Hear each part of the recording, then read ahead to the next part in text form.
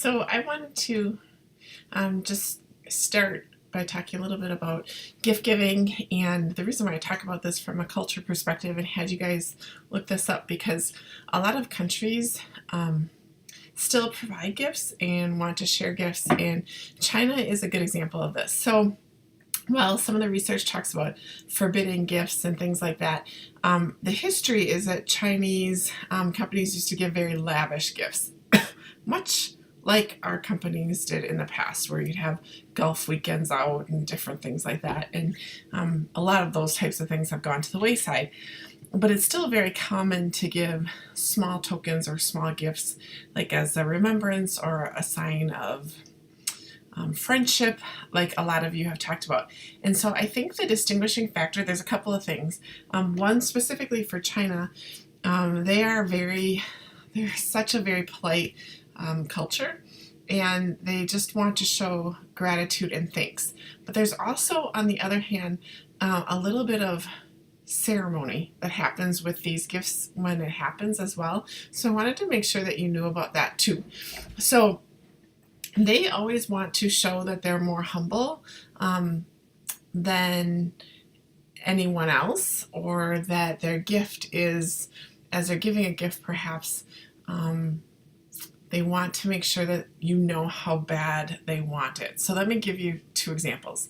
So the first example is if, let's say, they would offer you a gift, and one of the gifts that I received from the college that we work with was a comb that was handcrafted out of local wood. Okay, so it's not a very extravagant gift. I could probably, without the college name on it, purchase it for a couple of yen, so it's pretty inexpensive.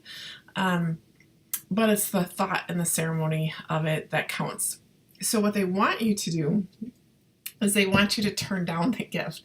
So actually, if you turn down a gift 2 times, that's kind of the ceremony of it. Oh, no, I couldn't. Oh, no, yes, you should. Oh, no, I couldn't. Oh, yes, I should. So there's a little bit of a ceremony, and then you take it and you say thank you, and you hold it, revere it. It's very special. So even if it's small, like a scarf or something like that, that's kind of the ceremony of it. It's generally always done at the end of the relationship visit, because they don't want it to seem like, here, I'm giving you a gift so that we have a good relationship. It's always done at the end. So that is actually pretty common right now, and still happening, at least in places that I've been. Now, maybe large corporations in Shanghai or Beijing, maybe that doesn't happen as much. I've been several times to smaller places, and that's more common. The other piece is they have a lot of ceremony as well when it comes to toasting, and so they'll give you a drink and you have a drink, and when they take your glass, like this, let's say you have 2 glasses, they'll toast, and they'll always try to go lower than you. So you'll move your glass down, and they'll try to go low because they want to show that you're the guest and you're higher. I had this little battle once trying to get my glass lower than theirs, but that's the game. And then you don't just toast once. Like, they go around and toast everyone, then you go around and toast everyone, and it continues. It's almost maddening. But that's part of the culture of it, and it's pretty interesting to see that significance. It's actually really cool to participate in it. But if you're not aware of it, and you're not aware of these cultural nuances before you go to a country, you could find yourself feeling a little out of place or awkward, or not understanding why things happen the way they do. Someone else also mentioned how it's usually given to the senior member, and that is true as well.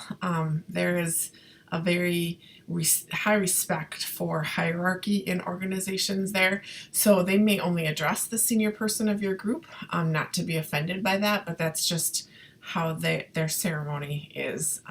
And so there's definitely some nuances there that can be a little bit more difficult. For myself, when I travel, even for personal, I always bring gifts. If I'm traveling from the school, I bring gifts from the school.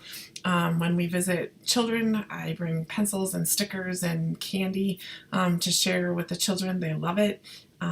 I just recently went to Spain and was dropping in at a local gym, and I brought a t-shirt from our gym along for their gym owners. I just think it's, even if it's not common, it's really nice to show gratitude that they're letting you come and that they're letting you stay and that you appreciate the relationship. So I still do that just from a personal perspective.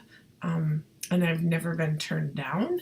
In fact, in Rio, when I gave, or it was in Sao Paulo when I gave a shirt, he was so excited. He took a picture of me with it and told him that they're in the process of moving buildings, but once they moved, they're going to hang all the shirts from different parts of the world up on the wall, so that they can kind of show who's all been there. So he posted it on Facebook. I got to share it with my gym, so they really thought that was cool that the shirt was there. So try to think about that if you do international travel. I mean, you don't have to fill your suitcase up with things, but it's nice to have a couple of trinkets and things that are really good, or things from your business. It doesn't have to be, even if your gift giving policy is to give nothing, your company generally has logoed apparel, logoed binders, logoed pens. Those are small token things and generally not considered within the gift policy, and most gift policies have a dollar amount, so it might be $20 or less or $10 or less. It's never usually nothing.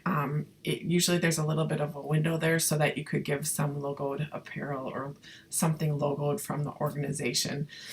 So those are always really good things. The other thing is, if I've ever, because in the past I've been given gifts that were somewhat nice. I know someone on my team once got a Harley jacket from a customer. Some bigger things, we always tell them, thank you for the gift. We have a policy for not, accepting big gifts like this, but we'd certainly love to use this as an auction item, and give special thanks to you for, contributing to that auction for our employees, and one of our employees will get it. It just won't be me directly. And that usually goes over well. If we get cheese baskets, food baskets, we share it with everybody. So that usually worked with our gift giving policy. So every company is a little bit different, but I think somebody said kind of flexing a little bit in different country situations, I think, is really important. And building that relationship is really, really important. But like I said, it really is done after, so that sense of bribery really isn't there anymore, because they wait until the end for it. So definitely look that up before you travel anywhere, what some of those policies are, the cultural etiquette policies. They will definitely help you.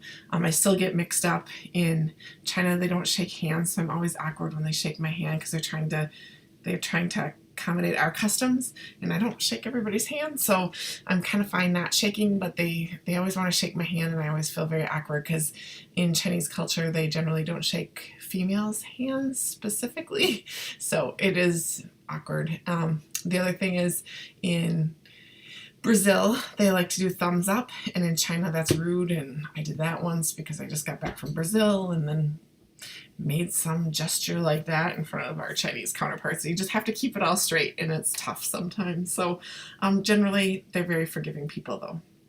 Anyway, have a great rest of your weekend, and stay warm and stay safe.